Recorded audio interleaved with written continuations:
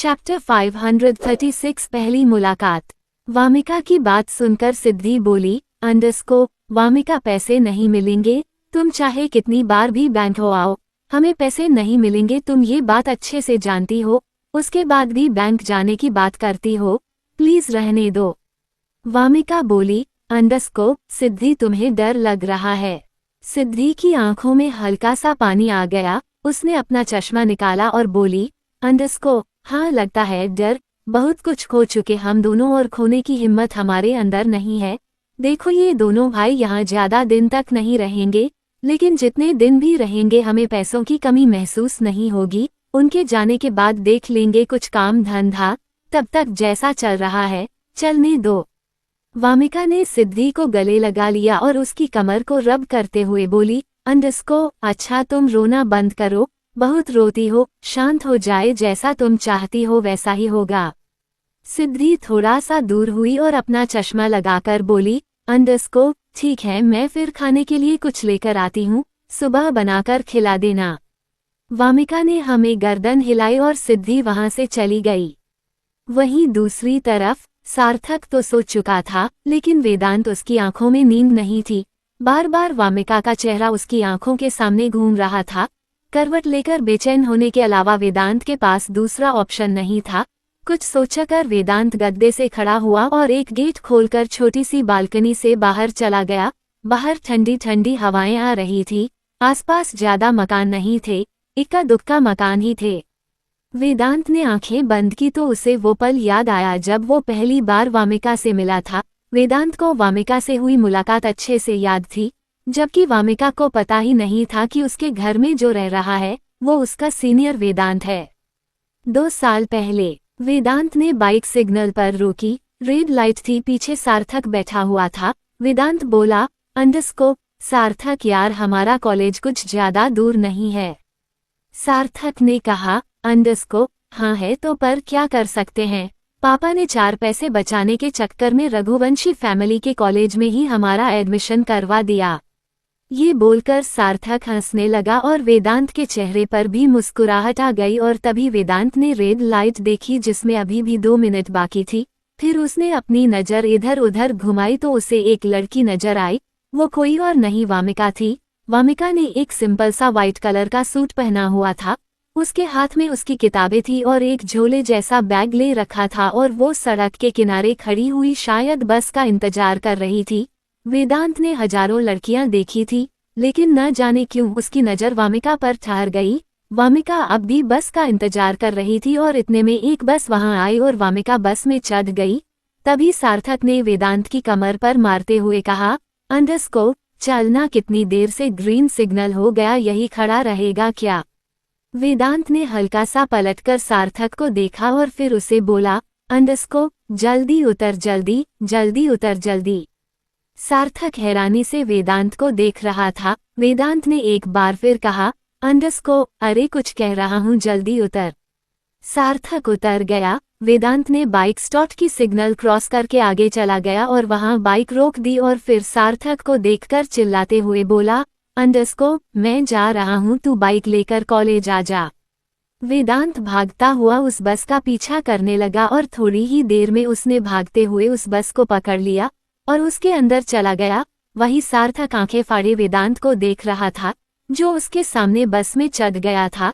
सार्थक खुद में बड़बड़ाया, जब मुझे बाइक से उतारना ही था तो वही उतार देता, अब मैं पैदल चलकर बाइक तक जाऊं।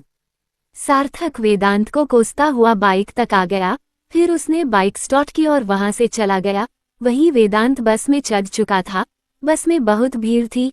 पहली बार वेदांत ने बस का ट्रैवल किया था, वो भी बस वामिका को एक नज़र देखने के लिए। वो इधर उधर वामिका को ढूंढने की कोशिश कर रहा था, लेकिन भीड़ होने की वजह से उसे कुछ दिखाई नहीं दे रहा था। वेदांत वामिका को ढूंढ ही रहा था और तभी कंडक्टर ने कहा, टिकट। वेदांत ने पलटकर कंडक्टर को देखा और बोला, वो तो मेरे पास नहीं है। कंडक्टर ने कहा, तो ले लो, अभी तो चढ़े हो। वेदांत ने अपनी जेब में हाथ डाला तो उसके पास पैसे नहीं थे। वो बोला, पैसे तो नहीं है, आप मुझे अपना अकाउंट नंबर दे दीजिए, मैं उसमें पैसे ट्रांसफर कर दूंगा। ये सुनकर कंडक्टर ने हैरानी से वेदांत को देखा और बोला, अंडरस्को, पहली बार बस में चढ़े हो? वेदांत ने हमें गर्दन हिला दी। आखिर उसके अंदर वंशिका की मासूमियत भी तो थी।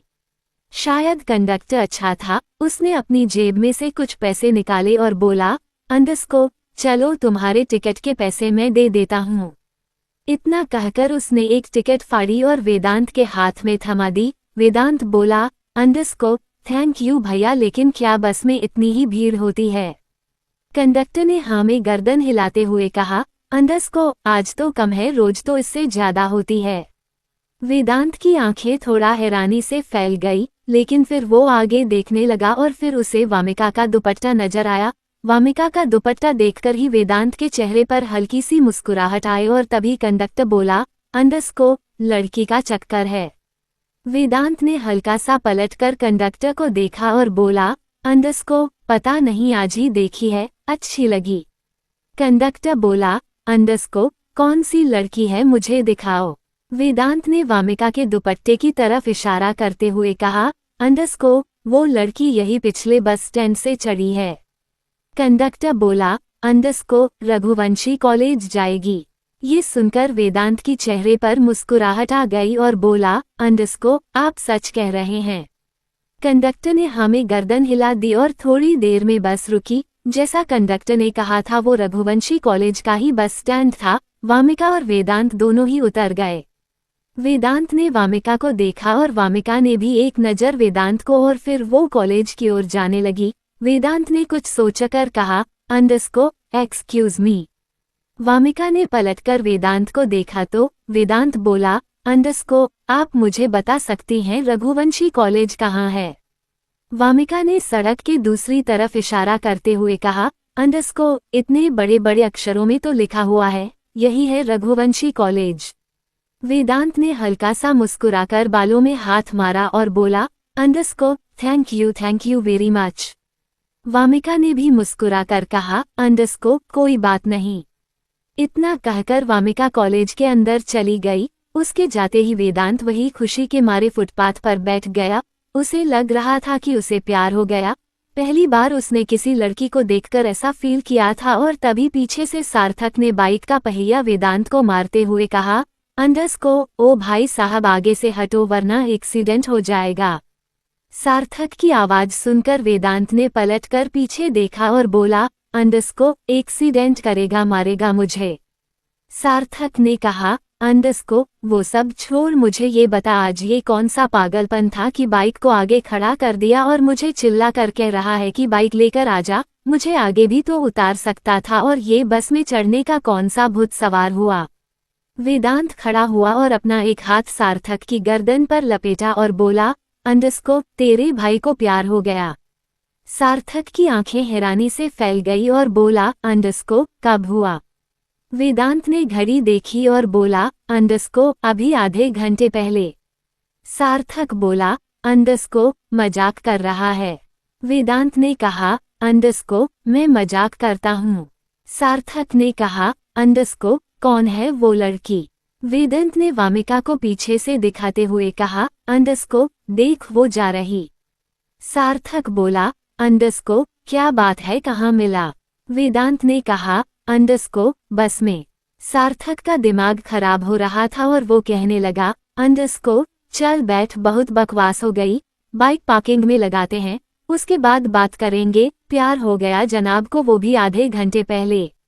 सार्थक ने वेदांत के दिल की बात मजाक में उड़ा दी, लेकिन वेदांत मजाक नहीं करता था, अपने पापा पर जो गया था। थोड़ी देर बाद सार्थक ने बाइक पार्किंग में रोकी।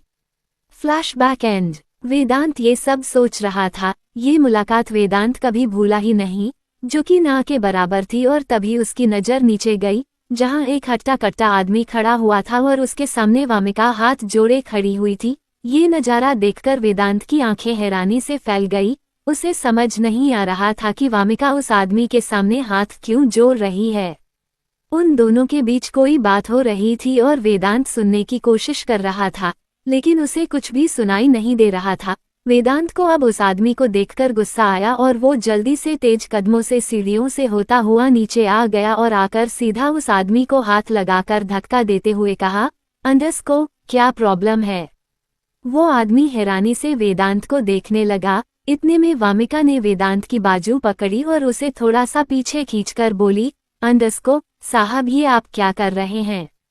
उन्हें धक्का क्यों दे रहे हैं? वेदांत ने हल्का सा पलटकर वामिका को देखा और बोला, अंडरस्को तुम शांत रहो, मैं हूं ना, ये तुम्हें कुछ नहीं कर सकता। वामिका ने ना में गर्दन हिलाई लेकिन वेदांत ने उसे इग्नोर किया और आदमी को देखकर बोला, अंडरस्को अब मुंह में दही जमाली, बोलो क्या प्रॉब्लम है? वो आदमी तो हैरानी से वेदांत को देख रहा था। इतने में वेदांत ने अपना हाथ उस आदमी को मारने के लिए उठा लिया, लेकिन वो हाथ उस आदमी को लगता उससे पहले ही वामिका ने उसके हाथ को पकड़ लिया। इस वक्त वेदांत वामिका की आंखों में देख रहा था और वामिका भी हैरानी से वेदांत को देख रही थी। फिर वो बोली, अंडरस्को ये आप क्या कर रहे हैं? इन्हें क्यों मार रहे हैं? वेदांत हैरानी से बोला, अंडरस्को ये तुम्हारे साथ बदतमीजी कर रहा है। उद्धरण चिन्ह। वामिका ने हल्के गुस्से में कहा, अंडरस्को साहब आप बड़े हैं, इसका मतलब ये नहीं कि कुछ भी सोच लेंगे और कुछ भी कर देंगे।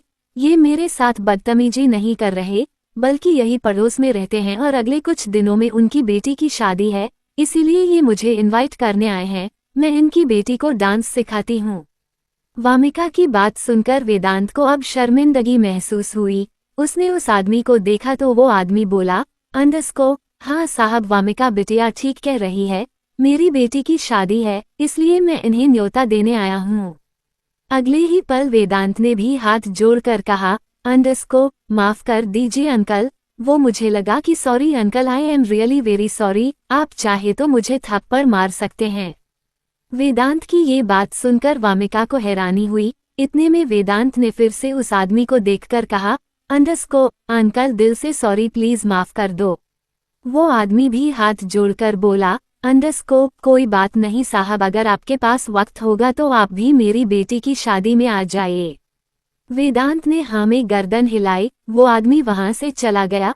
उसके जाते ही वेदांत ने पलटकर वामिका को देखा और बोला, अंडरस्को तुम डांस सिखाती हो? वामिका बोली, अंडरस्को जी हाँ मैं कथक सिखाती हूँ। वेदांत अंदर जाता हुआ बोला, अंडरस्को हाँ मैं जानता हूँ। ये सुनकर वामिका थोड़ी सी हैरान हुई और वेदांत एकदम से रुक गया, क्योंकि उसे समझ नहीं आ रहा था कि वो वामिका के सवालों का जवाब क्या देगा। इतने में वामिका ने पूछ ही लिया, अंडरस्को आप कैसे जानते हैं कि मैं कथक सिखाती हूँ? वेदांत ने अंदर की तरफ देखा, वहाँ एक फोटो थी जिसमें वामिका ने कथक का एक पोस्टर बनाया हुआ था।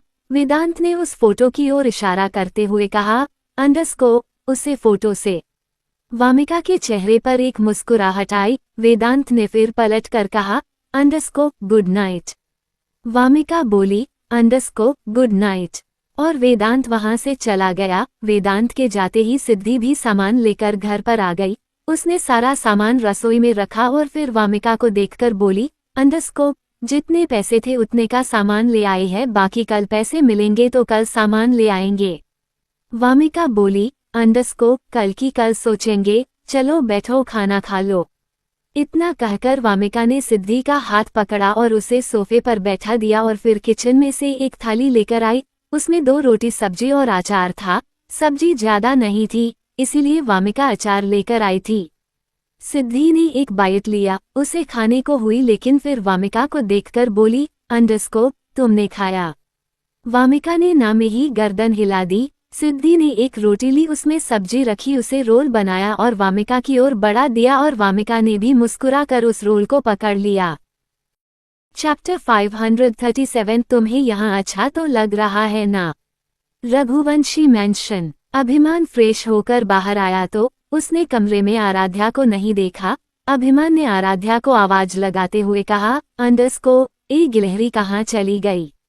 इतने में आराध्या बालकनी से कमरे में आई और बोली, अंडरस्को कहाँ जाएगी, गिलहरी यही है, मन थोड़ा खट्टा हो रहा था इसलिए बाहर हवा खाने चली गई। अभिमान ने हंसकर कहा, अंडरस्को हवा खाने की चीज है। आराध्या बोली, अंडरस्को हाँ खाने की चीज है, और कुछ पूछना है तो पूछ लो, मैं हर बात का जवाब दे दूंगी। उद्धरण चिन्ह। अभिमान ने अपनी बाजू फोल्ड करते हुए मिरर में देखा और बोला, अंडरस्को हाँ मैं जानता हूँ, बेटा ही होगा और बहुत खतरनाक होगा, तुम्हारी बातों से लगता है। आराध्या के चेहरे पर मुस्कुराहट आ गई और तभी अभिमान का फोन वाइब्रेट हुआ। अभिमान ने फोन देखा तो उसमें कनिका नाम फ्लैश हो रहा था। अभिमान की बोए हैरानी से तंग गई। उसने एक नज़र आराध्या को देखा और फोन रिसीव करके बालकनी में चला गया। अभिमान बोला, अंडरस्कोप, हाँ कनिका क्या हुआ? कनिका बोली, अंडरस्कोप सर वो मुझे कुछ पैसे चाहिए थे। नहीं मतलब मैं आपके पैसे वापस कर दूंगी। अभिमान बोला, अंडरस्कोप देखो मैंने पहले भी कहा था, अब भी कह रहा हूँ, जैसा कार्तिक तुम्हारा भाई था ऐसा मैं भी तुम्हारा भाई हूँ और तुम अपने भाई से बेझिझक कुछ भी मांग सकती हो। कनिका कुछ नहीं बोली। अभिमान ने फिर कहा, अंडरस्कोप बताओ कितने पैसे चाहिए? कनिका बोली, अंडरस्कोप सर अमाउंट थोड़ा ज्यादा है। अभिमान बोला, अंडरस्कोप तुम बस मुझे बताओ कितने पैसे चाहिए? कनिका बोली, अंडरस्कोप वो मैं आगे पढ़ाई करना चाहती हूँ तो मुझे करीब 10 लाख रुपए की जरूरत है। अभिमान के लिए 10 लाख बहुत बड़ा अमाउंट नहीं था। वो बोला, अंडरस्कोप हाँ क्यों नहीं, मैं तुम्हें ट्रांसफर कर देता हूँ या तुम एक काम करो, मुझे अपने डॉक्यूमेंट्स भेज दो, मैं तुम्हारा टॉप कॉलेज में एडमिशन करवा दूंगा। ये सुनकर कनिका बोली, अंडरस्कोप नहीं नहीं सर रहने दीजिए, मैं अपनी दादी को छोड़कर दूसरे कॉलेज नहीं जाऊंगी। अभिमान बोला, अंडरस्कोप मैं तुम्हारे घर के आसपास ही कॉलेज देखूंगा।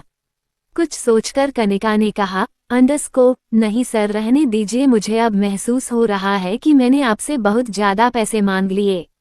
अभिमान ने बहुत प्यार से कहा, अंडरस्कोप अच्छा तुम मुझे अपना अकाउंट नंबर भेजो, मैं पैसे भेज देता हूँ, उसके बाद तुम्हें जिस कॉलेज में एडमिशन कराना है करवा लेना। कनिका ने फोन कट कर दिया। थोड़ी ही देर में फोन वाइब्रेट हुआ। उसमें एक अकाउंट नंबर था और तभी के तभी अभिमान ने बिना सोचे समझे कनिका के अकाउंट में 10 लाख रुपए ट्रांसफर कर दिए। तभी आराध्या बोली, अंडरस्कोप कनिका कौन है? अभिमान ने पलटकर आराध्या को देखा और बोला, अंडरस्कोप तुम्हें हर बात सुनने की जरूरत नहीं है, कुछ बातें प्रोफेशनल होती हैं, हर किसी को नहीं बताई जाती। आराध्या बोली, अंडरस्कोप मैं हर किसी में आती हूँ। अभिमान ने कहा, अंडरस्कोप तुम्हें जलन हो रही है। आराधना में कहा, अंडरस्कोप नहीं हो रही लेकिन जानना चाहती हूँ कि ऐसी कौन सी लड़की है जो तुम्हें झेल सकती है। अभिमान ने हल्का सा मुस्कुराकर कहा, अंडरस्कोप ऐसी तो बहुत लड़कियां हैं जो मुझे झेल सकती हैं। आराध्या बोली, अंडरस्कोप जी नहीं मिस्टर रघुवंशी आपको मेरे अलावा कोई नहीं झेल सकता, कोई भी नहीं।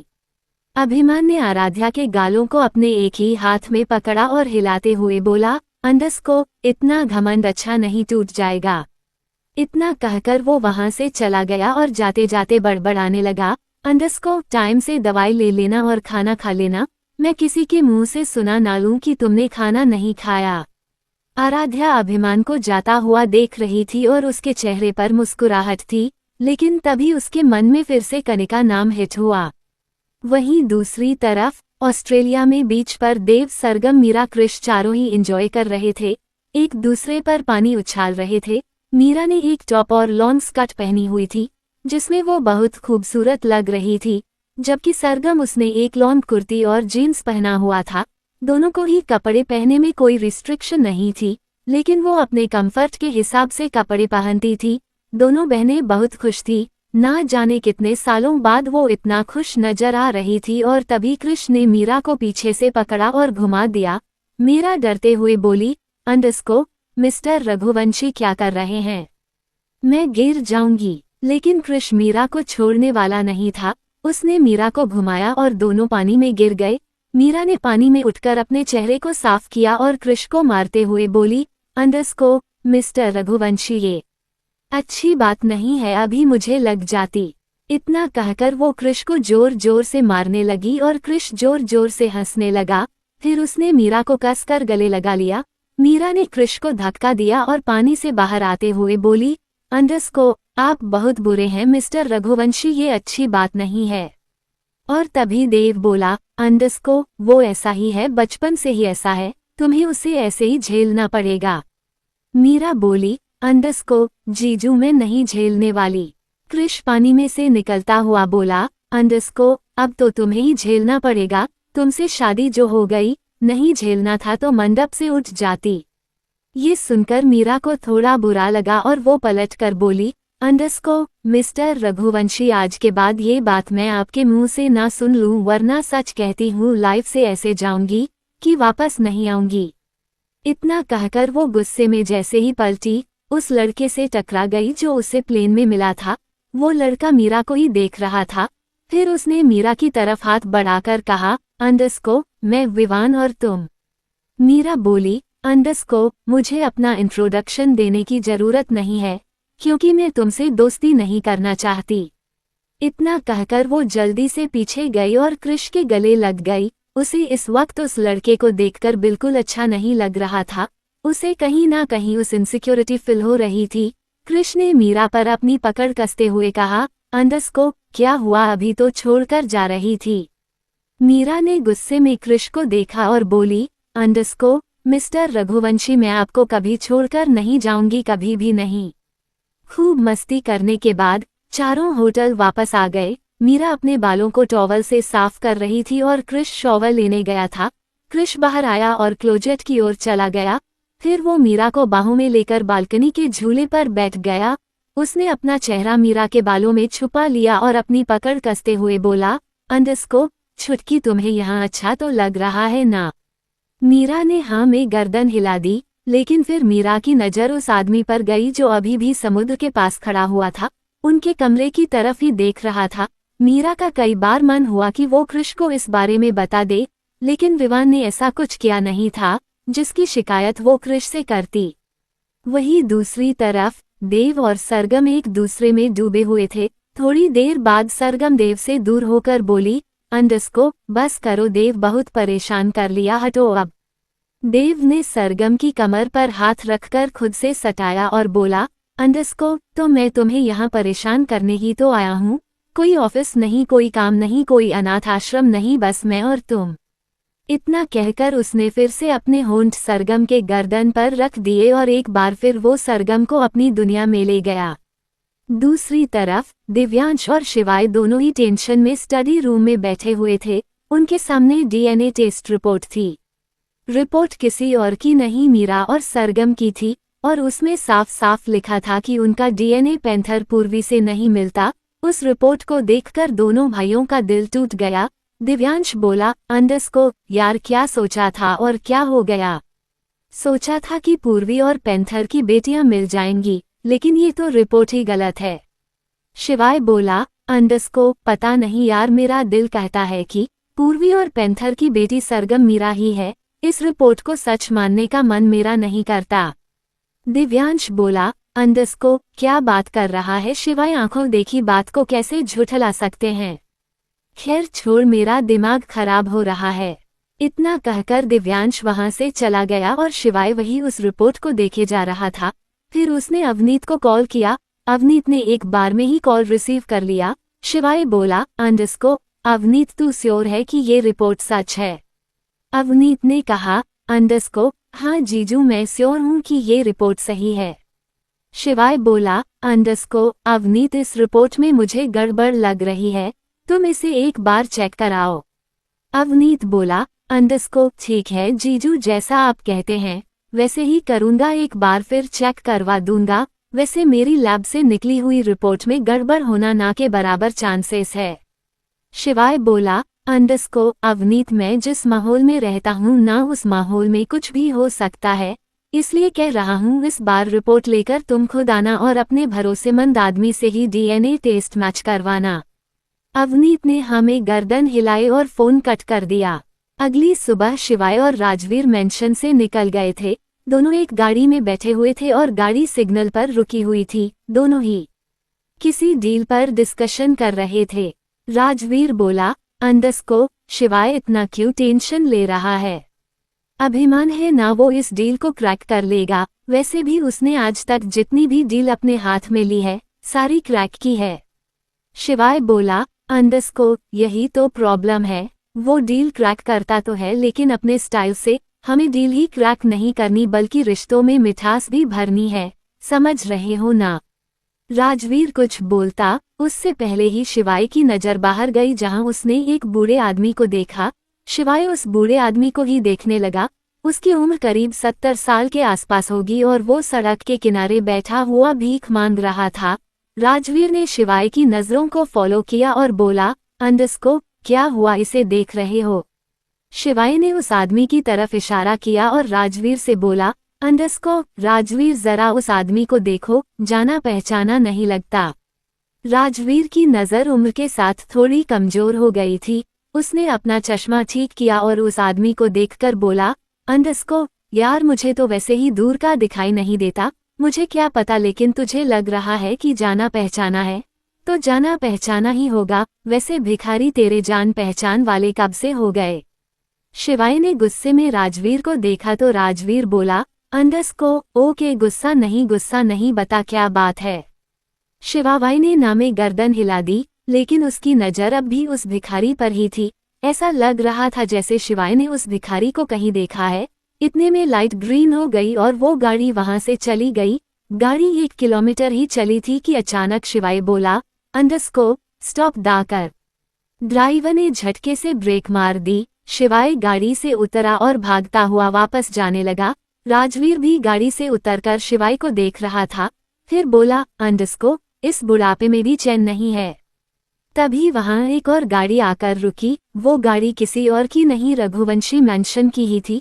उसमें से हर्षवर्धन और दिव्यांश दोनों बाहर उतरे और राजवीर को देखकर बोले, अंडरस्को, इसे क्या हुआ, ये कहां बंदरों की तरह उछलकर भाग रहा है?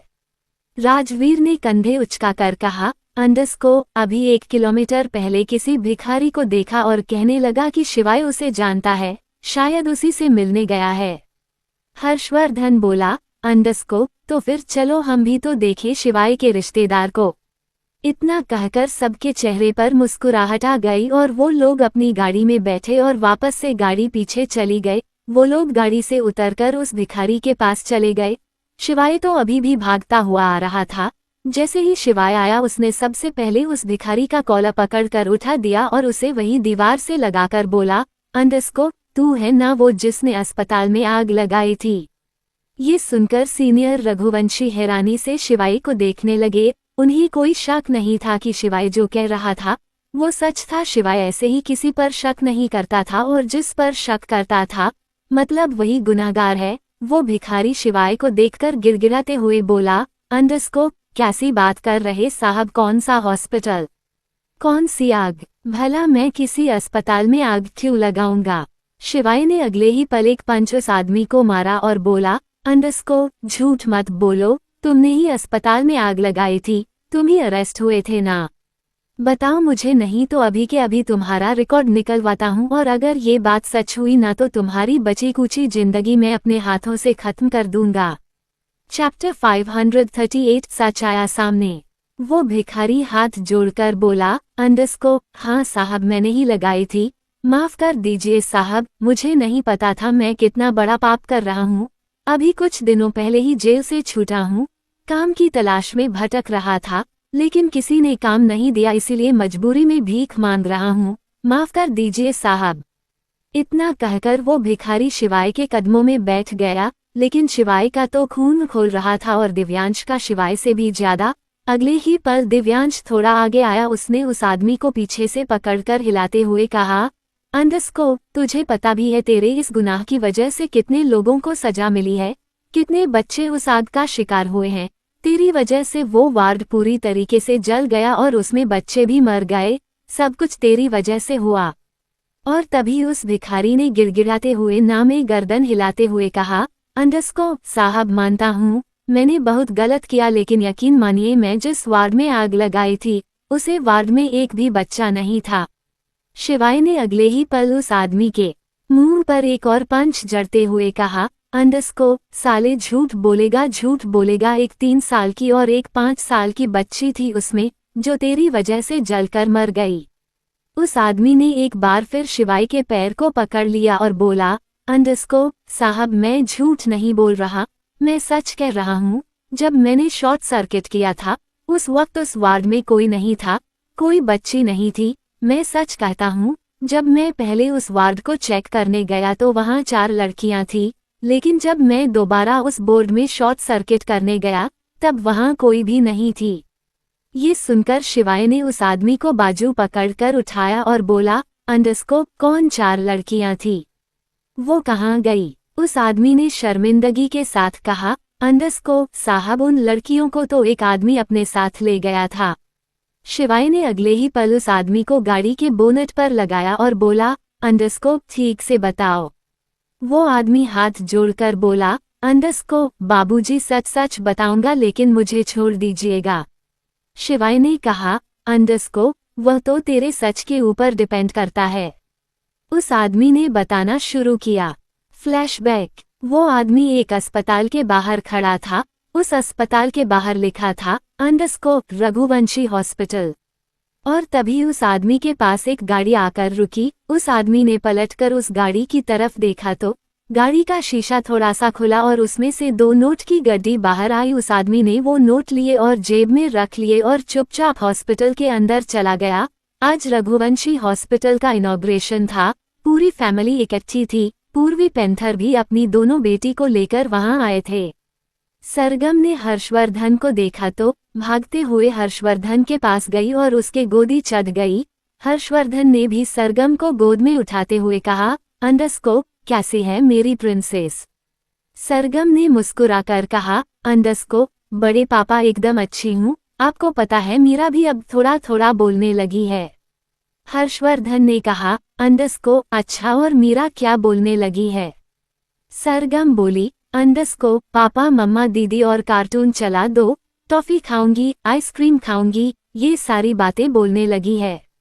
सरगम की इतनी मीठी बातें सुनकर हर्षवर्धन को हंसी आ गई। जहां हर्षवर्धन और सरगम एक दूसरे से बात करके खुश थे, वही कृष मीरा के पास आकर बोला, अंडरस्कोप एक छुटकी टॉफी खाएगी? मीरा तो कृष की नीली आंखें देखकर अपनी मां के चिपक गई। इतने में कृष पूर्वी को देखकर बोला, अंडरस्कोप आंटी ये मुझसे इतना डरती क्यों है? पूर्वी ने मीरा को गोद में उठाकर कहा, अंडरस्कोप वो तुमसे नहीं डरती, तुम्हारी नीली आंखों से डरती है। कृष ने मीरा के गालों पर हल्का सा हाथ लगाकर कहा, अंडरस्कोप ए छुटकी मुझसे डर मत। जब तू बड़ी हो जाएगी ना तो मैं तुझे हमेशा के लिए रघुवंशी मैंशन ले जाऊंगा, फिर क्या तुम मुझसे डरती रहोगी? ये सुनकर मीरा जोर जोर से रोने लगी और उसने कसकर पूर्वी को गले लगा लिया। और तभी शिवाय बोला, अंडरस्कोप अगर मेल मिलाप हो गया हो तो हवन में बैठने की तैयारी कर लो, पंडित जी कब से बुला रहे हैं। सब अस्पताल के बीचों बीच बड़े से हॉल में चले गए जहां पंडित जी बैठे थे जो हवन में लकड़ियां लगा रहे थे। थोड़ी देर बाद पूरी रघुवंशी फैमिली उस हवन में शामिल हो गई थी। पूर्वी ने मीरा का हाथ सरगम को पकड़ाते हुए कहा, अंडरस्कोप सरगम मीरा का ध्यान रखना, मैं अभी वॉशरूम होकर आती हूँ। सरगम ने हाँ में गर्दन हिलाए और पूर्वी वहां से चली गई। सब हवन में बैठे हुए थे, आहुति डाल रहे थे। धुएं के कारण बच्चों को परेशानी हो रही थी, इसलिए सब इधर उधर घूम रहे थे। और तभी शिवाय ने विराज की तरफ देखकर कहा, अंडरस्कोप बच्चों को लेकर बाहर चला जा। विराज ने हमें गर्दन हिलाए और वो सारे बच्चों को लेकर बाहर आ गया। थोड़ी देर में वीरा भी उसके साथ बाहर जाकर बच्चों को संभालने लगी, लेकिन उन बच्चों में मीरा और सरगम नहीं थी। वो दोनों ही हाथ पकड़े धुएं से बचती हुई किसी अलग ही कॉरिडोर में चली गई। कॉरिडोर से होती होती वो एक कमरे में चली गई। उसे कमरे में पहले ही 2 लड़कियां थी, शायद वो भी ट्रीटमेंट करवाने आई हुई थी। वो आदमी जिसे अस्पताल में आग लगाने के लिए पैसे दिए थे, वो आदमी उस अस्पताल में शॉर्ट सर्किट ढूंढ रहा था और ढूंढते ढूंढते वो भी उसी कमरे में आ गया। उसने चारों लड़कियों को देखा जो जमीन पर बैठकर खेल रही थी और आपस में बातें कर रही थी और चारों ही खुश थी। उस आदमी ने उसने अस्पताल का शॉर्ट सर्किट देखा, लेकिन उसके पास उसे काटने के लिए कुछ औजार नहीं था, इसलिए वो आदमी वापस से चला गया। थोड़ी देर बाद जब आया तो उसने देखा वहां चारों में से कोई भी लड़की नहीं थी। उस आदमी ने इसी बात का फायदा उठाया और सबसे पहले अपने साथ लाया हुआ पेट्रोल उस कमरे में छिड़क दिया और माचिस लगा दी और फिर वो शॉर्ट सर्किट कर दिया और अगले ही कल वहां आग लग गई। आग इतनी जोर से लगी थी कि उस आदमी का हाथ भी जल गया। लेकिन फिर वो आदमी वहां से भाग गया। वो जब भाग रहा था तो उसकी नज़र उन चारों लड़कियों पर गई जो खेलते खेलते रघुवंशी हॉस्पिटल के गार्डन में आ गई थी। वो चारों गार्डन में खेल रही थी। वो आदमी वहां से जाने लगा तो उसने देखा कि उन चारों लड़कियों को एक आदमी चॉकलेट दे रहा है। मीरा सरगम के साथ साथ उन दो लड़कियों ने भी उस आदमी से चॉकलेट ले ली और अगले ही पल उस आदमी ने उन लड़कियों को बहला फुसलाकर अपनी गाड़ी में बैठा लिया और वहां से चला गया। Flashback and. ये सारी बातें सुनकर सीनियर रघुवंशी एक बार फिर भावुक हो गए। उन्हें समझ नहीं आ रहा था कि उन्हें खुश होना चाहिए या दुखी होना चाहिए। शिवाय ने अपने इमोशंस कंट्रोल किया। उस आदमी का गला पकड़ते हुए कहा, अंडरस्कोप, कौन था वो आदमी जो लड़कियों को लेकर गया? उस आदमी ने हाथ जोड़कर कहा, अंडरस्कोप साहब, मैं नहीं जानता। लेकिन तभी दिव्यांश ने उस आदमी को फिर से बोनट पर लगा दिया और बोला, अंडरस्कोप, अगर तू चाहता है कि हम तुझे पैसों में तोल दें तो बताओ वो आदमी कौन था? इस बार उस आदमी की आंखों में लालच दिखाई देने लगा और वो बोला, अंडरस्कोप साहब, सही तो नहीं पता, लेकिन जहां तक मैं जानता हूँ वो खान बीवी का आदमी था। सारी गुत्थी सुलझ गई थी। खान बीवी के आदमी ने उन चारों लड़कियों को किडनैप किया था ताकि बड़े करने पर उनसे उल्टा सीधा काम करवा सके। इतने में शिवाय का फोन वाइब्रेट हुआ। शिवाय ने अपना फोन चेक किया तो उसमें अवनीत ने डीएनए टेस्ट रिपोर्ट भेजी थी। वो सरगम और मीरा की ही डीएनए टेस्ट रिपोर्ट थी और उनका डीएनए मैच कर गया था। शिवाय ने एकदम से खुश होकर दिव्यांश को देखा और बोला, अंडरस्कोप, देखा, मैंने कहा था ना कि रिपोर्ट में कुछ गड़बड़ है। ये है सही रिपोर्ट, मीरा और सरगम पूर्वी पैंथर की ही बेटियां हैं। इतना कहकर उसने अपना मोबाइल दिव्यांश की ओर बढ़ाया, लेकिन तभी वो आदमी मौके का फायदा उठाकर जाने को हुआ, पर राजवीर ने उसकी बाजू पकड़ ली और अपनी तरफ घुमाकर एक चांटा जड़ते हुए कहा, अंडरस्कोप, इतनी तो उम्र नहीं है जितनी हमसे चालाकियां करने की कोशिश कर रहा है। उनके सवाल हो गए लेकिन मेरे रह रहे हैं। ये बता, तुझे पैसे किसने दिए थे अस्पताल में आग लगाने के लिए? अब वो आदमी हाथ जोड़कर बोला, अंडरस्कोप साहब, मैं उन्हें नहीं जानता। फोन आया था और फोन पर ही उसने मुझे पैसे ऑफर किए थे। राजवीर बोला, अंडरस्कोप, नंबर दे उसका जिस नंबर से फोन आया था। वो आदमी हाथ जोड़कर बोला, अंडरस्कोप साहब, मेरी हालत देख रहे हो आप? आपको लगता है मेरे पास फोन नंबर होगा? राजवीर कुछ करता उससे पहले ही हर्षवर्धन ने राजवीर को रोका और अपने जेब में से नोटों के गड्ढे निकालकर उस भिखारी के हाथ में रखते हुए कहा, अंडरस्कोप, ये लो, बताओ कितने पैसे दिए थे? उस भिखारी ने नोट पकड़ लिए और बोला, अंडरस्कोप साहब, 50,000, लेकिन उस वक्त 50,000 भी बहुत थे। हर्षवर्धन ने एक और नोट की गड्डी निकालकर उस भिखारी के हाथ में रखते हुए कहा, अंडरस्कोप, ये 5 लाख है और मुझे लगता है इतने पैसे तुम्हारे बाकी की जिंदगी गुजारने के लिए बहुत है। अब हमें सच सच बता दो, तुम्हें मेंशन में आग लगाने के लिए किसने पैसे दिए थे? वो आदमी बोला, अंडरस्कोप साहब, मेरे पास तो किसी बलराज नाम के आदमी का फोन आया था। ये सुनकर शिवाय की आंखें हैरानी से फैल गई। उसे याद आया कि उसने बलराज को अपने हाथों से मारा था, तो फिर बलराज इसे फोन कैसे कर सकता है? शिवाय ने उस आदमी का गला पकड़ लिया और बोला, अंडरस्कोप, झूठ मत बोलो, सच सच बताओ किसने पैसे दिए थे? वो आदमी बोला, अंडरस्कोप साहब, सच कह रहा हूँ, किसी बलराज का ही फोन आया था, उसी ने मुझे पैसे दिए थे। शिवाय ने राजवीर को देखकर कहा, अंडरस्कोप, हमने लाश नहीं छोड़ दी थी। राजवीर बोला, अंडरस्कोप, बलराज को तो हमने मार दिया था, मैंने खुद उसकी पल्स चेक की थी, लाश थोड़ी ना जिंदा हो सकती है। शिवाय उस आदमी को और मारता उससे पहले ही हर्षवर्धन ने उसकी बाजू पकड़कर कहा, अंडरस्कोप, रहने दो, ये सब प्लान है ताकि अगर ये आदमी पकड़ा तो पुलिस को बलराज का नाम बताएं, और बलराज वो तो पहले ही मर चुका है तो पुलिस घूमा फिरा कर इसे ही सजा दे। शिवाय बोला, अंडरस्कोप, चाचू पूर्वी पैंथर के पास चलते हैं। हर्षवर्धन ने हमें गर्दन हिलाए और दिव्यांश उसकी आंखें भी हल्की सी नम हो गई। चारों ही जल्दी गाड़ी में बैठे और करीब 1 घंटे बाद चारों ही पूर्वी पैंथर के फ्लैट के बाहर खड़े हुए थे। दिव्यांश ने बेल बजाई। पूर्वी ने बेल सुनते ही गेट खोला तो सामने सारे रघुवंशी को देखकर एक आईब्रो चढ़ाकर बोली, अंडरस्कोप, क्या बात है आज सारे हैंडसम, मेरे घर कोई खास बात? हर्षवर्धन बोला, अंडरस्कोप, हाँ बहुत खास बात है, अंदर आ जाए या यही खड़े होकर बताना है। पूर्वी ने हल्का सा मुस्कुराकर कहा, अंडरस्कोप, अरे नहीं चाचू, अंदर आए, अंदर जाकर बैठकर आराम से बात करते हैं। वैसे भी मेरे तो भाग खुल गए कि आप चारों के एक साथ दर्शन हो गए। इतना कहकर वो इज्जत के साथ चारों तो अंदर लेकर आ गई। दिव्यांश बैठते ही बोला, अंडरस्कोप, पति कहाँ है तुम्हारा, दिख नहीं रहा। और तभी कच्चे बनियान में अपने हाथ में एक पानी का जग पकड़े हुए बालकनी से अंदर आता हुआ पैंथर बोला, अंडरस्कोप, मैं यही हूँ, कहाँ जाऊंगा। पैंथर को ऐसे देखकर सबकी हंसी छूट गई और तभी पूर्वी आंखें दिखाकर बोली, अंडरस्कोप, पैंथर मेहमानों के सामने ऐसे आते हैं, कम से कम कपड़े तो पहन लो, क्या सोचेंगे ये लोग कि पूर्वी अपने पति को कपड़े भी नहीं पहनाती। इतने में पैंथर बोला, अंडरस्कोप, क्या सोचेंगे, मैं कौन सा अकेला नंगा घूमता था, मेंशन में ये लोग भी तो उतना ही घूमते थे। अरे मैं तो फिर भी यशोदा माँ के कहने पर कपड़े पहन लेता था, लेकिन ये दिव्यांश इसके तो पीछे पीछे ही घूमती रहती थी, तब भी ये कपड़े नहीं पहनता था। पैंथर की बात सुनकर सबको हंसी आ गई, लेकिन दिव्यांश वो इमोशनल हो गया।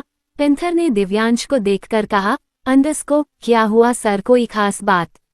दिव्यांश बोला, अंडरस्कोप, तेरी बेटियां जिंदा है, खुश है, दोनों की शादी हो गई, जिससे शादी हुई है वो भी बहुत अच्छे लड़के हैं, उसी के बारे में बताने हम सब यहाँ आए हैं। आज ही हमें पता चला, जानता हूँ तू यकीन नहीं मानेगा, लेकिन हमारे पास DNA रिपोर्ट भी है। पूर्वी पैंथर तो हैरानी से दिव्यांश की बात सुन रहे थे, दोनों एकदम से शॉकड हो गए। उन्होंने कभी नहीं सोचा था कि उनकी बेटियां जिंदा होगी। पूर्वी ने हैरानी से पैंथर को देखा और पैंथर ने पूर्वी को। इतने में हर्षवर्धन खड़ा होकर बोला, अंडरस्कोप, दिव्यांश बिल्कुल ठीक कह रहा है, तुम दोनों की बेटियां जलकर नहीं मेरी, बल्कि दोनों जिंदा है, दोनों की शादी हो गई। इतने में पैंथर बोला, अंडरस्कोप, लेकिन मेरी छोटी बेटी तो 18 साल की हुई होगी, तो क्या मेरी छोटी बेटी की भी शादी हो गई। अब हर्षवर्धन चुप हो गया, वो कैसे बताता कि उसके 18 साल की बेटी की शादी उसके 26 साल के बेटे से हो गई है। हर्षवर्धन को ऐसे देखकर शिवाय को हंसी आ गई और हर्षवर्धन शिवाय को आंखें दिखाने लगा। Chapter 539 parcel. पैंथर ने एक बार फिर कहा, अंडरस्कोप, मैं कुछ पूछ रहा हूँ, मेरी छोटी बेटी तो 18 साल की हुई होगी, क्या उसकी भी शादी हो गई, और किससे हुई है उसकी शादी, और कब पता चला कि मेरी बेटी जिंदा है, और अगर जिंदा है तो मेरे पास लेकर क्यों नहीं आए। बताओ मुझे, कौन है वो जिससे मेरी छोटी बेटी की शादी हुई है। हर्षवर्धन चुपचाप खड़ा हुआ था, बाकी सीनियर रघुवंशी सोफे पर बैठ गए थे। दिव्यांश, शिवाय, राजवीर तीनों ही हर्षवर्धन को देख रहे थे। फिर राजवीर ने एक सोफे की तरफ इशारा करते हुए कहा, अंडरस्कोप, चाचू बैठ जाओ, अब जो होगा होगा ही, क्या कर सकते हैं, भाग तो सकते नहीं, बैठ जाओ। हर्षवर्धन ने एक नज़र राजवीर को उम्मीद भरी नजरों से देखा, जैसे कहना चाहता हो, अंडरस्कोप, प्लीज तू ही हेल्प कर दे। लेकिन राजवीर ने नामे गर्दन हिलाते हुए कहा, अंडरस्कोप, सॉरी चाचू।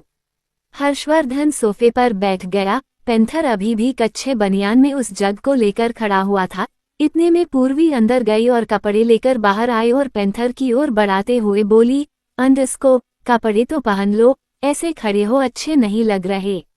पैंथर ने पूर्वी की ओर देखा और ना गर्दन हिला दी और फिर से हर्षवर्धन की ओर देखकर बोला, अंडरस्कोप, कुछ पूछ रहा हूँ चाचू, बताते क्यों नहीं। इस बार हर्षवर्धन ने अपना सलाइवा गटका और बोला, अंडरस्कोप, तेरी छोटी बेटी की शादी एक रईस खानदान में हुई है, बहुत अच्छे लोग हैं वो, बेटा तो हीरा है, हीरा, और बेटे का बाप तो डायमंड है। ये सुनकर सीनियर रघुवंशी को हंसी आ गई। पैंथर ने हैरानी से सीनियर रघुवंशी की ओर देखा और फिर से हर्षवर्धन को देखकर बोला, अंडरस्कोप, चाचू पहेलियां मत बुझाओ, साफ साफ बताओ मेरी बेटी की शादी किससे हुई है। हर्षवर्धन बोला, अंडरस्कोप, तू पहले कपड़े तो पहन ले, बताता हूँ, सच में जिससे शादी हुई है वो बहुत अच्छा लड़का है। पैंथर ने अपने हाथ में पकड़ा हुआ जग टेबल पर रखा और फिर पूर्वी के हाथ से शर्ट लेकर पहन लिया और फिर वही सबके सामने लोअर भी पहन लिया और फिर से जग उठा लिया। जैसे ही पैंथर ने जग उठाया वैसे ही सीनियर रघुवंशी ने अपने माथे पर हथेली मार ली और एकदम चटाक की आवाज हुई। उन तीनों को देखकर पेंथर ने अपनी जग को देखा और पूर्वी की ओर बढ़ाते हुए कहा, अंडस्को, इसे किचन में रख दो। पूर्वी ने भी ना में गर्दन हिलाए और जग लेकर किचन में चली गई। फिर वो वापस आए और आकर हर्षवर्धन से बोली, अंडस्को, चाचू बताए ना कहाँ है हमारी बच्ची। हमने तो इतना इंतजार कर लिया, अब कब हमारी बच्ची मिलेगी। आप जानते हैं जब डैनी अपने बच्चों से मिल रहा था तब मेरा दिल जोरों से धड़क रहा था। लग रहा था कि काश मेरी बच्ची कहीं से भी जिंदा होकर वापस आ जाए।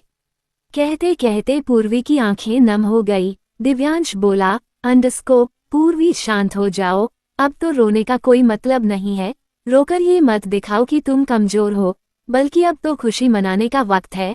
तुम्हारी दोनों बेटियां जिंदा है और दोनों ही एक अच्छे खानदान में है। यहाँ तक कि दोनों की शादी एक ही घर में हुई है।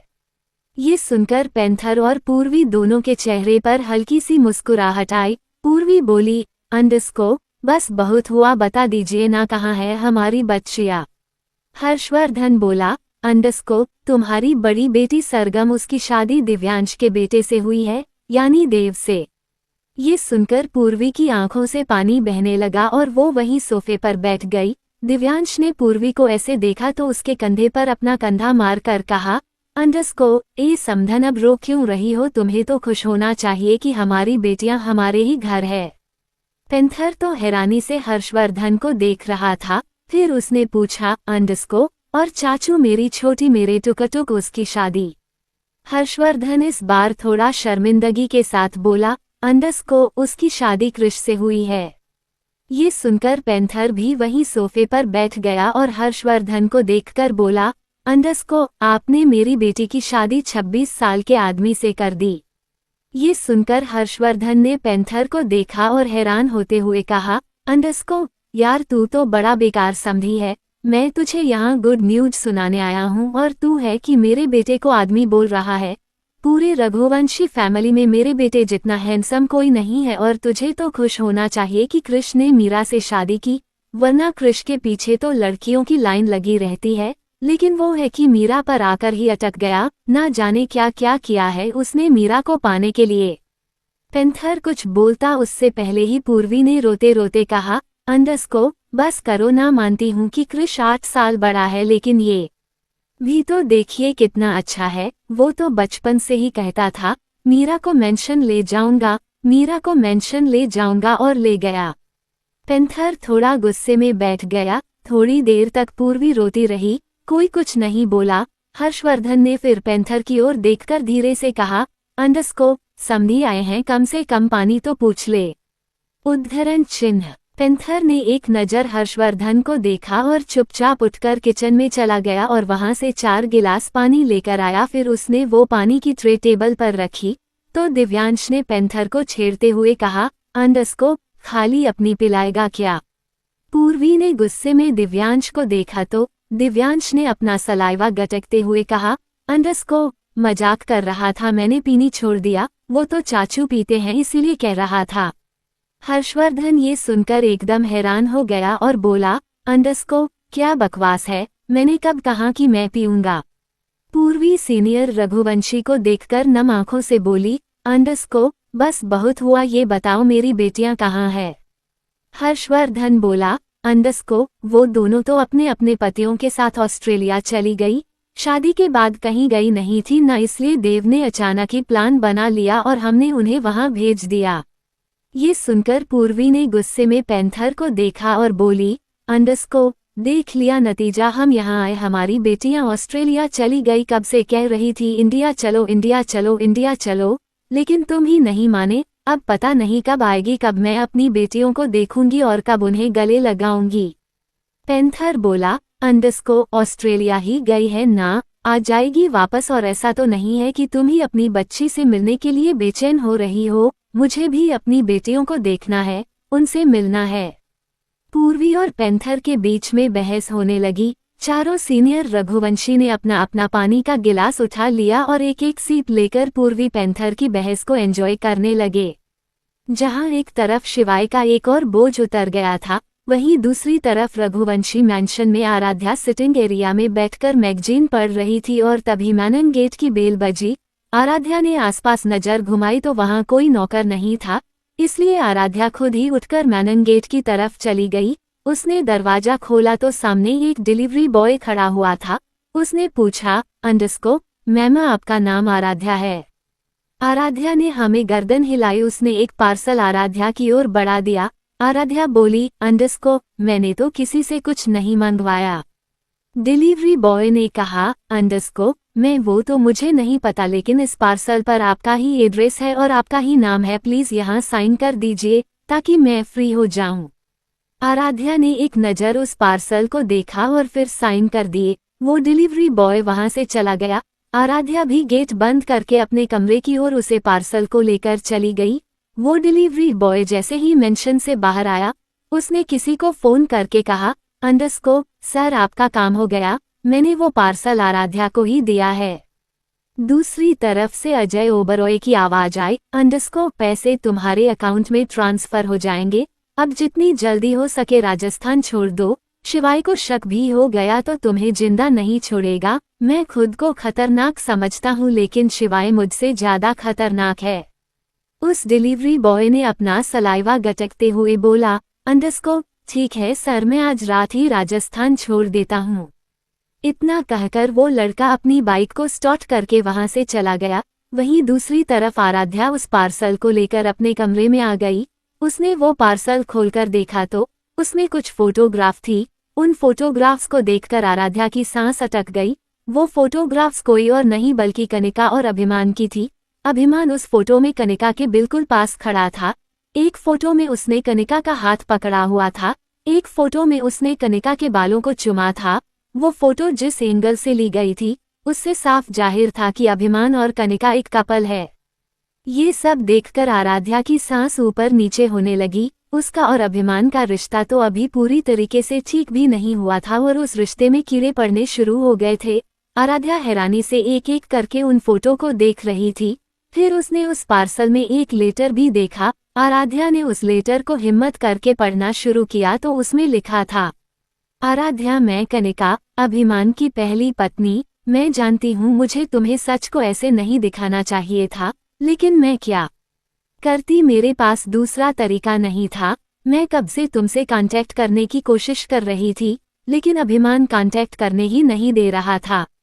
मैं मानती हूँ अभिमान ने तुम्हारे साथ जो किया वो बहुत गलत था, लेकिन वो उस वक्त नशे में था इसीलिए गलती कर गया। लेकिन तुम तो समझदार हो, तुमने क्यों अभिमान से शादी की, क्यों मेरी शादीशुदा जिंदगी को उजाड़ दिया। अभिमान बुरा नहीं है, वो बहुत अच्छा है, बस वो मेरी और अपनी शादी के बारे में मेंशन में बता नहीं पाया और इतने में उसने तुम्हारे साथ एक रात बिता ली, जिसके चलते अपनी गलती को सुधारने के लिए उन्होंने तुमसे शादी कर ली।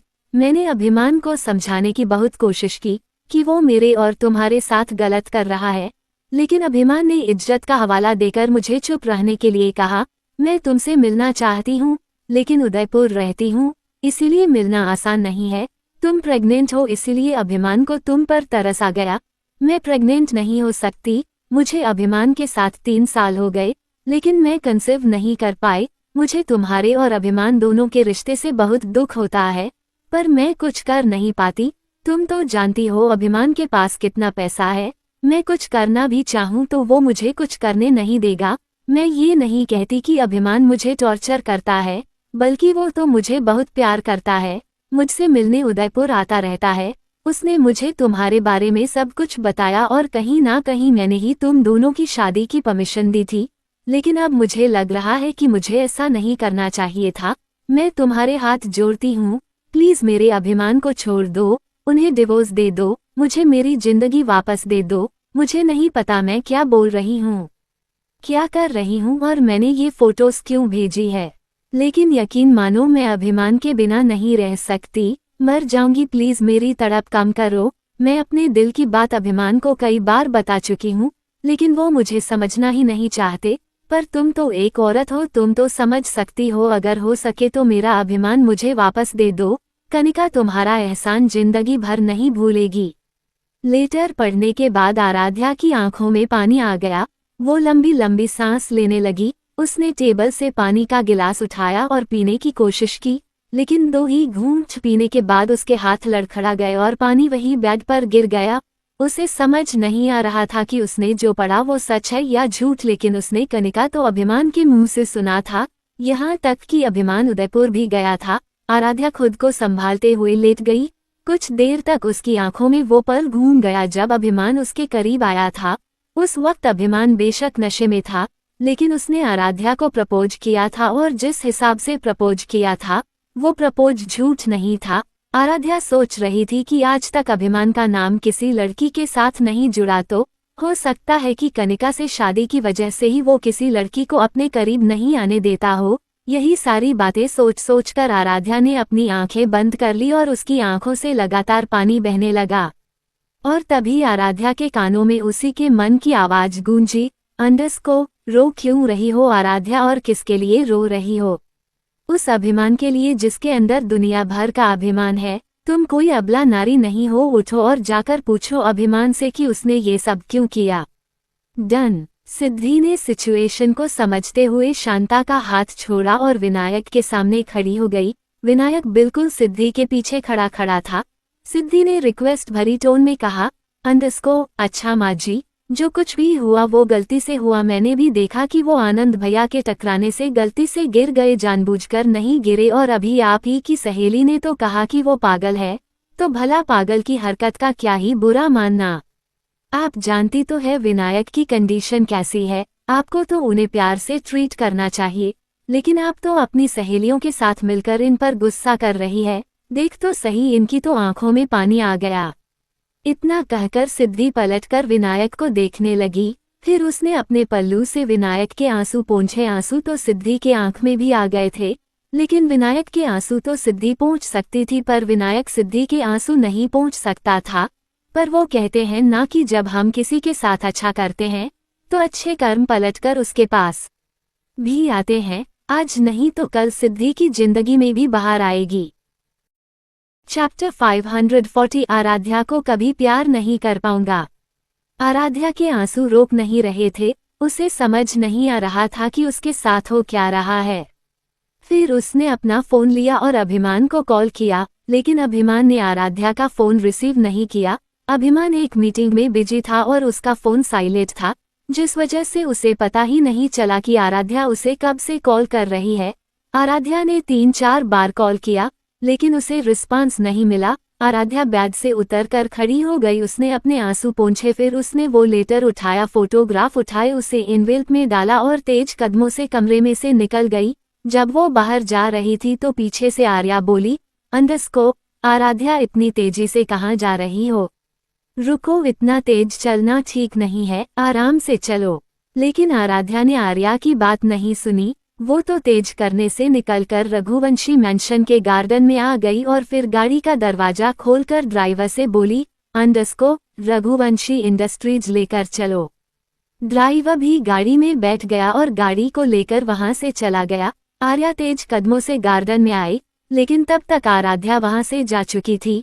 आर्या ने अपना फोन लिया और आराध्या को कॉल किया, लेकिन आराध्या ने फोन रिसीव नहीं किया। आर्या को टेंशन होने लगी। उसे समझ नहीं आ रहा था आखिर आराध्या इतनी जल्दी में कहाँ जा रही है। कई बार कॉल करने के बाद भी आराध्या ने आर्या का फोन नहीं उठाया। इस बार आर्या ने मैसेज किया और पूछा, अंडरस्को, आराध्या इतनी हड़बड़ाहट में कहाँ जा रही हो? कम से कम मुझे बात कर तो जाओ, आखिर तुम इस घर में किसी की अमानत हो। आराध्या का बस एक मैसेज आया, अंडरस्को, रघुवंशी इंडस्ट्रीज जा रही हूँ आपके बेटे से मिलने।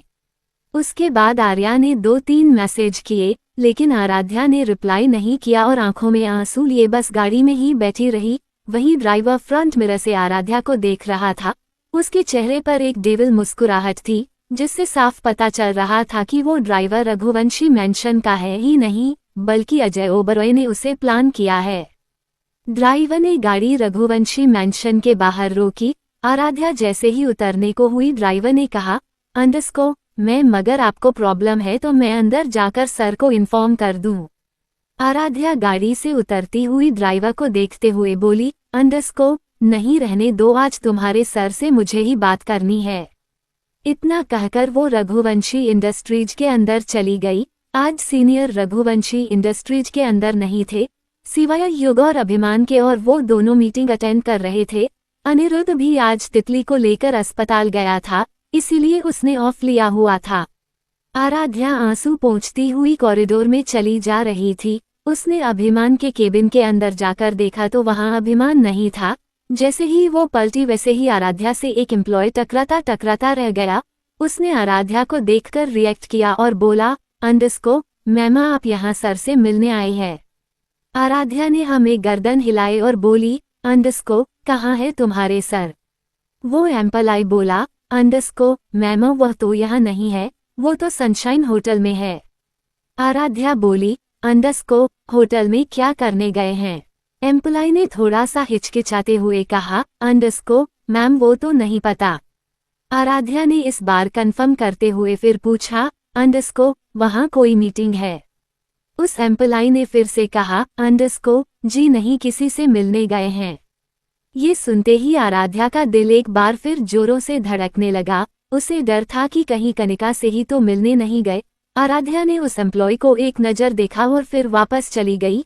उसके जाते ही उस एम्प्लॉय ने जेब में से फोन निकाला और अजय ओबरॉय को फोन करते हुए कहा, अंडस्को सर जैसा आपने कहा था वैसा कर दिया, अब मुझे क्या करना है?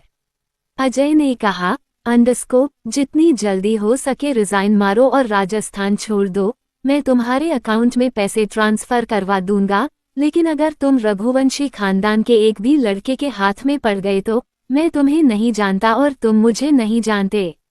वही एम्प्लॉय थोड़ा सा डर गया और बोला, अंडस्को सर मैं आज ही जॉब छोड़ दूंगा, बस आप पैसों का ध्यान रखना। इतना कहकर उसने फोन कट किया। वहीं आराध्या तेज कदमों से इंडस्ट्रीज के बाहर आ गई और गाड़ी में बैठकर ड्राइवर से बोली, अंडस्को सनशाइन होटल लेकर चलो। ड्राइवर ने अगले ही पल कार स्टार्ट कर दी। दूसरी तरफ सीनियर रघुवंशी अभी भी पूर्वी पैंथर के साथ बैठे हुए थे और तभी शिवाय का फोन वाइब्रेट हुआ। शिवाय ने फोन देखा तो वो आर्या की कॉल थी। शिवाय ने फोन उठाकर कहा, अंडस्को आर्या गुड न्यूज़ है। आर्या शिवाय से आराध्या के बारे में बात करना चाहती थी, लेकिन फिलहाल उसने शिवाय से गुड न्यूज़ के बारे में पूछते हुए कहा, अंडस्को कौन सी गुड न्यूज़? शिवाय बोला, अंडस्को सरगम और मीरा पूर्वी पैंथर की बेटियां हैं। ये सुनकर आर्या के चेहरे पर मुस्कुराहट आ गई। वो बहुत खुश हुई, उसकी आंखें भी नम हो गई। शिवाय बोला, अंडस्को मैं जानता हूँ तुम इमोशनल हो गई हो, लेकिन अब सेलिब्रेट करने का वक्त है। इमोशनल होने का नहीं, मैंने सबके लिए छोटी सी गैदरिंग रखी है। हम यहाँ पूर्वी पैंथर के घर पर है और सीधा वहाँ चले जाएंगे। मैं तुम्हें एड्रेस सेंड कर रहा हूँ, तुम भी सिंड्रेला चाची रूही और दृष्टि को लेकर वहाँ आ जाओ, साथ में मिलकर बैठेंगे और मैं डैनी और वंदना को भी आने के लिए कह देता हूँ। इतना कहकर शिवाय में कॉल कट कर दिया। आर्या ने शिवाय को कॉल किया था आराध्या के लिए, लेकिन उसके दिमाग से ये बात निकल गई और वो खुश होती हुई फोन को बेड पर रखकर तेज कदमों से हीर के कमरे में गई, जहां पहले से हीर दृष्टि बैठी हुई थी। दृष्टि ने आर्या को देखकर कहा, अंडस्को क्या हुआ, कौन सी ट्रेन छुट्टी जा रही है जो इतनी तेज भागती हुई आ रही हो? आर्या बोली, अंडस्को रूही दी कहाँ है? इतने में रूही भी पीछे से आती हुई बोली, अंडस्को ये रूही दी कहाँ जाएगी? रूही दी युग के कपड़े सेलेक्ट कर रही थी, उसे खुद का तो कोई होश रहता नहीं है। पता नहीं मेरे भाग्य कब खुलेंगे और कब उसकी जिंदगी में लड़की आएगी और उसे संभालेगी। मुझे तो इस लड़के ने पागल कर दिया है, एक गुण भी अपने पापा का नहीं है। राजवीर को देखो अपनी चीजों को कितनी मेंटेन करके रखते हैं, और एक इस गधे को देखो, इसकी जेब में से सिगरेट निकली है। आने दो आज इसकी खबर लेती हूँ। फिर उसने हीर को देखकर कहा, अंडस्को चाची आपके पास सुई धागा है क्या? इसका बटन टूट गया, लगा दूंगी। आर्या ने रूही की हाथ से युग की शर्ट को खींचा और उसे सोफे पर फेंक दिया और फिर उसका हाथ पकड़कर अंदर लेकर आई। फिर उसने उसे हीर के पास बिठाते हुए कहा, अंडस्को मुझे आप तीनों को एक गुड न्यूज सुनानी है। तीनों ही आर्या को देखने लगी। आर्या बोली, अंडस्को पूर्वी और पैंथर की बेटियां मिल गई। ये सुनकर तीनों की आंखें हैरानी से फैल गई। तीनों को ही आर्या की बातों पर यकीन नहीं हो रहा था, लेकिन आर्या की आंखें बता रही थी कि वो बिल्कुल सच कह रही है। हीर, अंडस्को हाँ है, वो बच्चियों किसके पास है? ठीक तो है ना, कहीं किसी ने उसके उन लोगों के साथ कुछ उल्टा सीधा तो नहीं किया ना? किसने बताया तुम्हें? हीर के इतने सारे सवाल सुनकर आर्या के चेहरे पर मुस्कुराहट आई और वो बोली, अंडस्को, शांत हो जाओ चाची, शांत हो जाओ, मैं आपको बताऊंगी ना कि पूर्वी और पैंथर की बेटियां कौन है तो आप भी खुशी के मारे उछल पड़ेगी। तीनों हैरानी से अब भी आर्या को देख रही थी और तभी दृष्टि ने अपने मुंह पर हाथ रख लिया और बोली, अंडस्को, कहीं मीरा और सरगम तो नहीं? आर्या ने हमें गर्दन हिला दी और चारों ही चिल्लाने लगी। दृष्टि बोली, अंडस्को, मुझे तो सरगम को देखकर लगता ही था कि वो पूर्वी जैसी है। एक दिन मैंने उससे कहा भी था कि तुम बिल्कुल मेरी दोस्त जैसी हो। इतना कहकर दृष्टि ने अपने सीने पर हाथ रखा जो जोरों से धड़क रहा था। फिर वो खड़े होकर बोली, अंडस्को, है भगवान, आज तो मेरा बड़ा मन कर रहा है सरगम और मीरा से प्यार करने का, और दोनों ही यहाँ नहीं है। हीर ने भी हाँ में गर्दन हिलाते हुए कहा, अंडस्को, हाँ दृष्टि, तुम बिल्कुल ठीक कह रही हो, आज तो मेरा भी बड़ा मन कर रहा है मैं अपनी मीरा को अपनी बाहों में भर लूं। मैं तो पहले से ही उसे बहुत प्यार करती थी, लेकिन आज तो कुछ ज्यादा ही प्यार आ रहा है। वो चारों आपस में बात करने लगी और तभी आर्या बोली, अंडस्को, अच्छा वो सब छोड़ो, चलो, हमें मिस्टर ऑलराउंडर ने रेस्टोरेंट में बुलाया है। उन्होंने एक छोटी सी गैदरिंग रखी है जहां वंदना और डैनी भी आएंगे। चलो जल्दी से तैयार हो जाओ, हम सबको चलना होगा। सबने हमें गर्दन हिलाए। आर्या वहां से निकलकर सीधा अपने कमरे में आई और तैयार होने लगी और उसके दिमाग से ये निकल ही गया कि आराध्या की बात उसे शिवाय को बतानी थी। दूसरी तरफ ड्राइवर ने गाड़ी सनशाइन होटल के बाहर रोकी। आराध्या गाड़ी से उतरी और तेज कदमों से होटल के अंदर चली गई। वो सीधा रिसेप्शनिस्ट के पास गई। रिसेप्शनिस्ट ने आराध्या को देखकर कहा, अंडस्को, जी मैम, कहिए मैं आपकी क्या मदद कर सकती हूँ? आराध्या बोली, अंडस्को, मिस्टर अभिमान रघुवंशी आपके होटल में ठहरे हैं, मुझे जानना है कि वो किसी कमरे में है। रिसेप्शनिस्ट ने हमें गर्दन हिलाए और एक वेटर को देखकर बोली, अंडस्को, मैम को मिस्टर अभिमान रघुवंशी के कमरे तक ले जाओ। इतने में उस स्वेटर ने कहा, अंडस्को, सॉरी मैम, वो वहाँ किसी लड़की के साथ है, मैंने डिस्टर्ब नहीं कर सकता। ये सुनकर आराध्या का दिल और जोरों से धड़कने लगा, उसकी परेशानियां बढ़ती जा रही थी। इतने में रिसेप्शनिस्ट आराध्या को देखकर बोली, अंडस्को, सॉरी मैम, हम आपको उनके पास जाने की परमिशन नहीं दे सकते, वो अभी अपने प्राइवेट मोमेंट्स को एंजॉय कर रहे हैं। ये सुनकर तो आराध्या की जान हलक में अटक गई। उसने गुस्से में कहा, अंडस्को, मैं उनकी पत्नी हूँ और आप मुझे उनके पास जाने से नहीं रोक सकते। ये सुनकर रिसेप्शनिस्ट और वेटर दोनों की आंखें हैरानी से फैल गई। इतने में आराध्या फिर गुस्से में बोली, अंडस्को, अब मुझे बताओगे कि मिस्टर रघुवंशी कहाँ है या फिर मैं खुद ही ढूंढ लूं? वेटर ने धीरे से गर्दन झुकाते हुए कहा, अंडस्को, मैम सॉरी, लेकिन वो सच में किसी और के साथ है, आपको वहां नहीं जाना चाहिए। रिसेप्शनिस्ट ने वेटर की तरफ देखा और बोली, अंडस्को, तुम चुपचाप लेकर जाओ, मिस्टर रघुवंशी अपनी वाइफ के साथ अच्छा नहीं कर रहे। आराध्या ने रिसेप्शनिस्ट को देखा और हल्की सी हाँ में गर्दन हिलाई। उसे लग रहा था कि रिसेप्शनिस्ट को उसके साथ हमदर्दी है, बल्कि ये सब प्लान तो अजय ओबरॉय का था।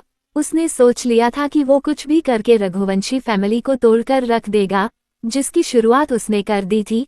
आराध्या वेटर के पीछे पीछे तेज कदमों से चल रही थी। वेटर उसे कमरे के पास लेकर आया और बोला, अंडस्को, मैम यही कैमरा है। और इतना कहकर उसने एक कार्ड आराध्या की ओर बढ़ा दिया। आराध्या उस कार्ड को कमरे के लोग से टच करते हुए घबरा रही थी।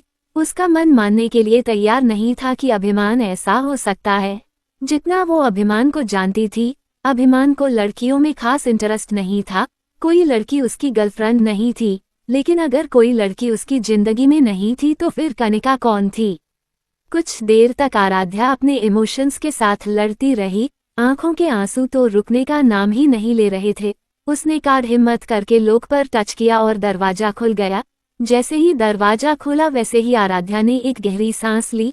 उसे उम्मीद थी कि शायद अंदर कुछ भी ऐसा नहीं होगा, लेकिन उसका दिमाग कह रहा था कि अंदर कुछ ऐसा जरूर है जिससे उसका और अभिमान का रिश्ता टूट जाएगा। उसने हल्का सा दरवाजा खोला तो अंदर से आवाज आई, अंडस्को, तुम ऐसे मेरे साथ फिजिकल होकर मुझे मना नहीं सकते। मैं नहीं मानूंगी। मैं आराध्या को तुम्हारी जिंदगी में बर्दाश्त नहीं कर सकती। तुम्हें हमारे बारे में मेंशन में बताना ही होगा, सबको बताना होगा कि मैं तुम्हारी पत्नी हूँ और आराध्या तुम्हारी कुछ नहीं लगती।